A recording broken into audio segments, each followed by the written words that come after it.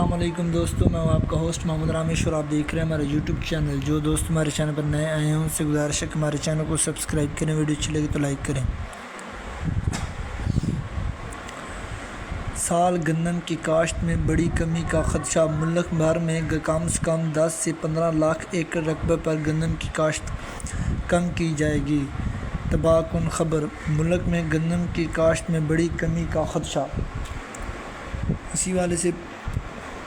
آج گندم کی رپورٹ جانتے ہیں تو گندم ریم یار خان میں 2300 سے 2325، اس کے علاوہ فیصل آباد میں 2270 سے 2320، جبکہ سمندری میں 2200 سے 2300، اس کے علاوہ میاں چنو میں 2230 سے 2270، جبکہ وہاڑی میں 2200 سے 2250، اس کے علاوہ سہیوال میں 2240 سے 2280، جبکہ ملتان سٹی میں 2230 سے 2260، اس کے علاوہ چشتیاں میں 2230 سے 2250، جبکہ عارف والا میں 2230 سے 2270 تخفیمہ ریٹ سے۔ اس کے علاوہ صادق آباد میں 2260 سے 2300، جبکہ خانپور میں 2250 سے 2280، اس کے علاوہ پاک پتن میں 2240 سے 2270،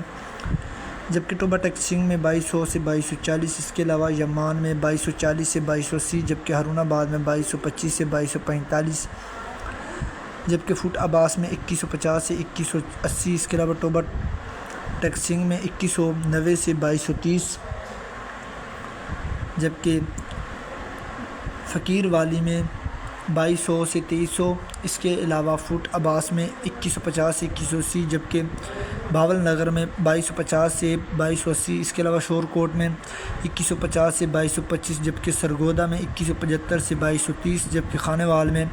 2175 سے 2240، اس کے علاوہ چیچا وطن میں 2240 سے 2245 تخفیمہ ریٹ سے۔